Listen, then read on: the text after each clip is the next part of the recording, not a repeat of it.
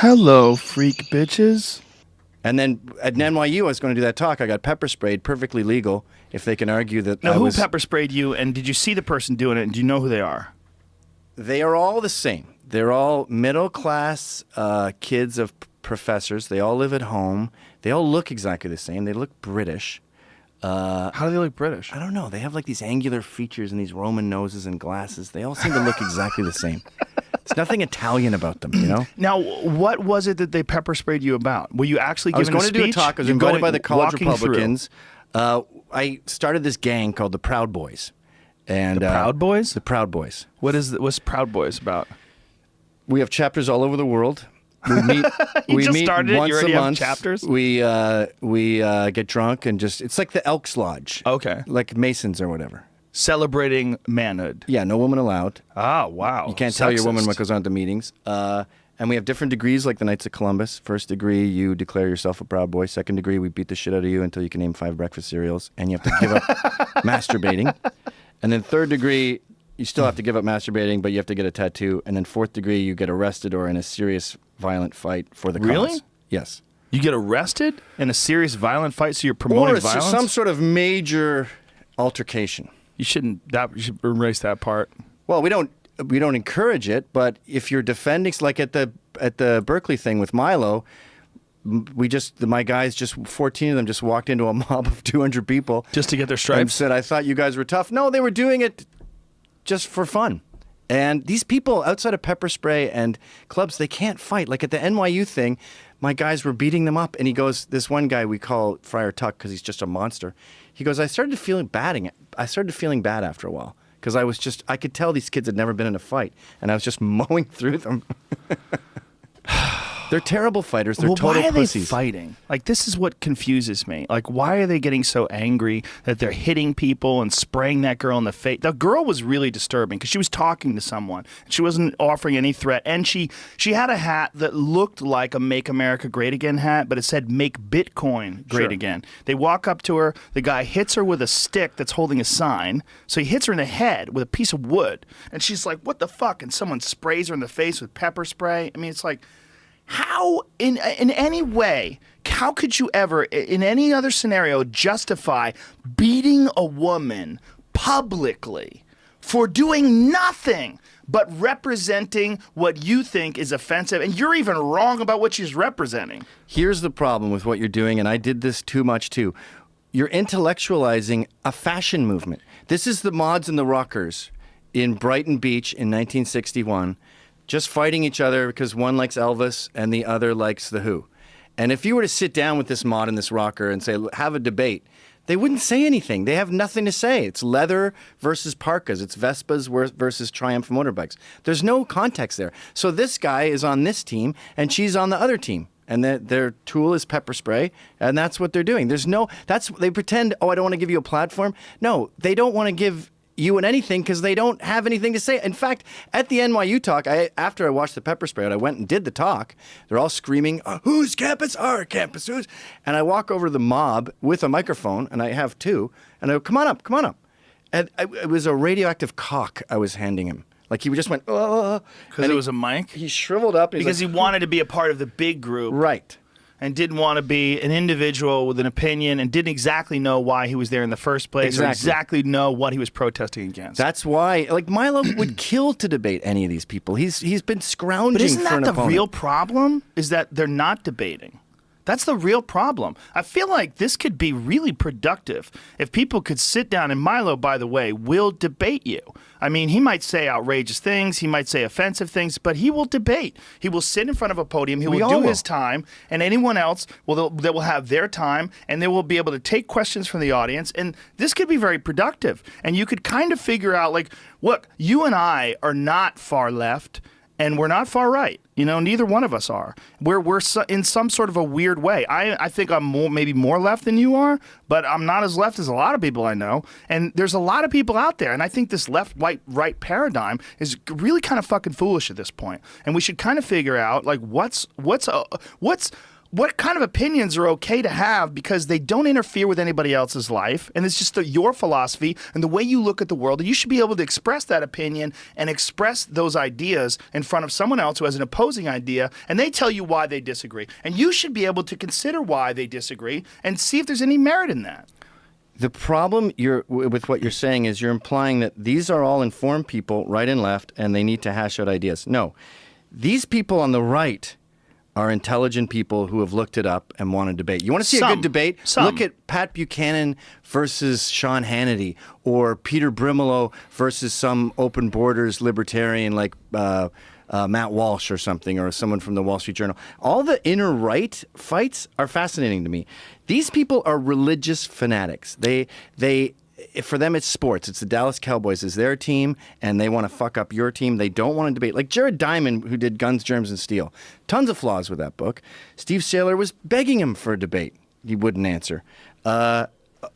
Jared Taylor, John Derbyshire, all these, even Richard Spencer, all these far-right guys have made it clear they'd love to argue with anyone on the other side. And the other side knows that they will lose because their foundation isn't truth or information. Their foundation is just emotions. We're a nation of immigrants. Oh, everything's racist. Oh, gays are people too. And you're like, I don't think gays are fucking people? What is your point? I don't even understand your side of things. Right. Well, I'm sure you saw that woman, excuse me, who's a middle school teacher who was a part of the protest at Berkeley. Yeah. And she was on Tucker Carlson's show, and she was talking about fascism, and she said that Milo is homophobic, even though he's fucking gay. Yeah, he's a racist homophobe who sucks black cocks. Yeah, it's so hilarious. And she was also saying that he promotes genocide. Like, you can't just throw those labels out, and I mean, it's a clear example of what we're talking about, because those labels allow her to do anything necessary to get you out of the mix. Right. And that's fascism. That is fascism. Yeah. That's authoritative. That's authoritative thinking,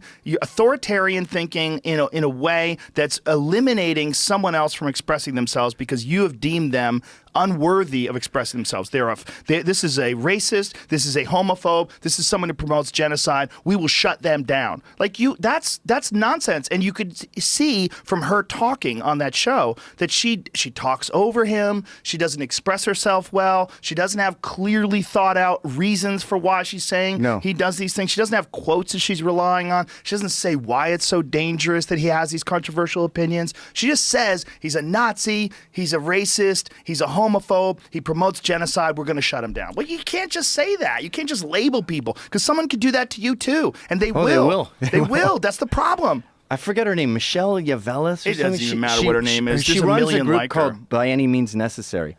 But a game I like playing with these people is play it through. They do that at AA. They go, you want a beer? Okay, have a beer. Then you can have another beer. Then you're going to get Coke and the heroin, blah, blah, blah. Play it through. Right. And I always say to these people, play it through. So he wants genocide. Trump wants genocide. Okay. So he wants to kill what? Blacks and Mexicans? So there's a van that drives to this house in New Orleans and picks up these black people, and then they what? They go to a gas chamber? How does this work? What happens to their property? Is that divvied up? Does the state own that now? Like, are you talking about the Cuban Revolution? The irony is, by the way, whenever you start describing their universe, you end up describing Venezuela, Cuba, socialist countries, or you end up describing the Middle East. Oh, he's going to what? Throw gays off buildings? He's going to start stoning women to death who are rape victims?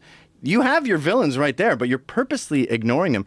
And the other thing that's going on here, which is still a theory I'm working on, but there seems to be a disturbing peek at what a matriarchy would be like. And I'm seeing a lot of women in these movements who are sort of vindictive and cruel. And like this woman we're talking about, you watch these videos and you hear like, fuck him up, get him. These women voices from behind the crowd, and I call them shit chests. Like that woman from the University of Missouri. Can I get some muscle over here? Yeah. Remember her? Yeah. She wants men to fight on her behalf. And Iron Man has that blue thing in his chest? Yeah. I don't think women are evil. Women are like Iron Man. They're magic, right?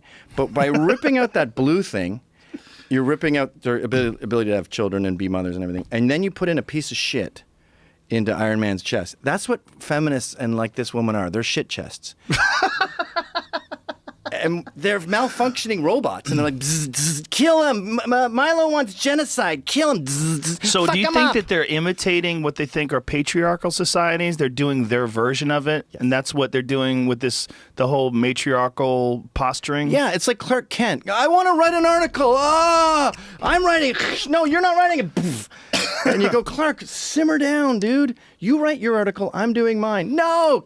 And he crunches up. Well, there's not a whole lot of matriarchal societies in the animal world other than hyenas. There's a few of them. There's a few where the females are larger than the males.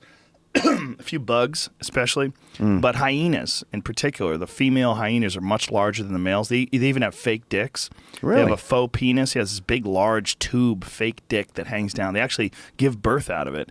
And they climb on top of the males and they fuck them. And the speculation, there's a lot of speculation as to why the females are bigger, but one of them is that they think that she has to be bigger because hyenas are so goddamn ruthless. They eat their babies. Oh. So the female has to go, get the fuck away from the baby. And she gets on top of him. Fuck some, you piece of shit. That's my baby. I mean, there's no more, no pun intended, dog-eat-dog world than a fucking hyena world. You're out there fighting for scraps with lions. Yeah. Well, I actually have described Antifa and these people as hyenas because that thing I was talking about at Berkeley where our guys went in and said, I thought you guys were like tough or something was his exact quote. And they're going, get him, fuck him up. And then the guys sort of give up because no one wants to fight them. They start walking away. And then someone runs up behind him, knocks him out with a flagpole. As they're screaming these Italian slogans, by the way, like "No fascista, antifascista," from the 1920s. They're having fun. They're playing a game. They're LARPing, and they knock him out. And then as soon as he's out, the hyenas come out, and then they start kicking his unconscious body, and they start grabbing. There really are like weird little. Yeah, it's online. You can find it. Oh, fuck, weird little man. ugly savages. Here's the scary thing, man. You're going to invite right-wing people to do the same thing, and you're going to get some veterans, and you're gonna get some fighters, and We do, and it's gonna be horrific, man. It's gonna be horrific. And again, you start kicking their ass, and then they're gonna come back with weapons, and people are gonna show up with guns. It always leads to someone showing up with guns. maybe. And if this keeps going.